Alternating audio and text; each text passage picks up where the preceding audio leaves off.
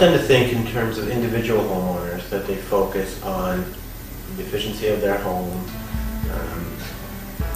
the efficiency of their car, the use of their car. I really enjoy the fact that I can walk to work, and I moved so that I could walk to work. Other than the retrofit, which is of course the most and conservation is the most important thing to do first, but we did also install a solar air heater. What it does is it gathers the heat from the sun to heat the air inside. Essentially, the way I've tried to tackle things at home is anytime I am making any change to my house for whatever reason, I will take that opportunity to improve the energy performance at the same time. I'm using the greenest or the best materials available to me and the most durable materials. Over the course of the last 8 years, I've taken my energy bill for my house down about 80%.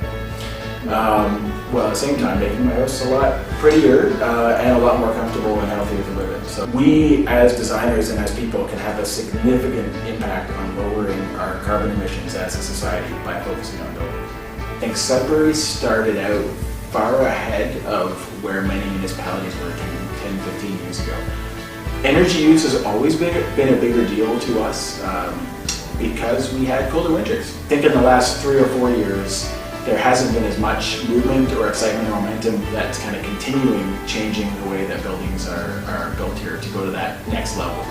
Because we're certainly nowhere near net zero in the way buildings are done, and that is obviously the end goal.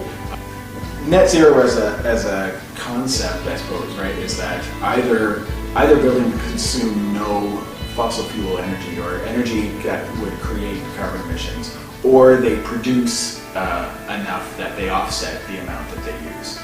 I think we have the targets, they're just not being adhered to. I mean, I could talk for a long time on our the Earth Cares Local Action Plan, which has a lot of fantastic stuff in it, and yes, I would say we just need to generally follow what the targets were set in there. What we've tried to encourage the city to do in the past is figure out a way to monitor the progress of the community towards the target, report on it regularly, and figure out what actions are needed to make sure we achieve the target. So one thing Green is trying to do is start up a network of businesses in the community and get them each to set a specific goal for their business. The interesting thing, the new Ontario Building Code, which comes into effect in a month, has significantly increased the efficiencies required in new buildings.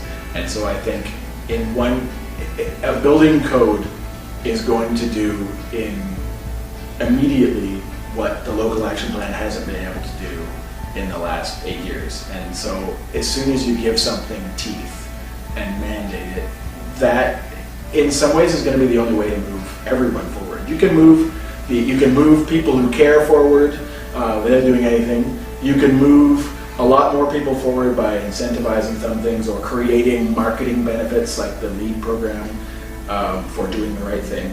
But if you truly want to move everyone forward quickly, you just change the bar. Also, I think the industry figured out that individual buildings itself aren't the only piece of the puzzle, and obviously they fit into the greater landscape of whole developments and whole neighborhoods, and they start mixing in with transit development. And so bringing green building to an overall land use planning concept in terms of how can we create these overall green neighborhoods which not only have green buildings inside of it, but that allow people to get there by transit or by walking,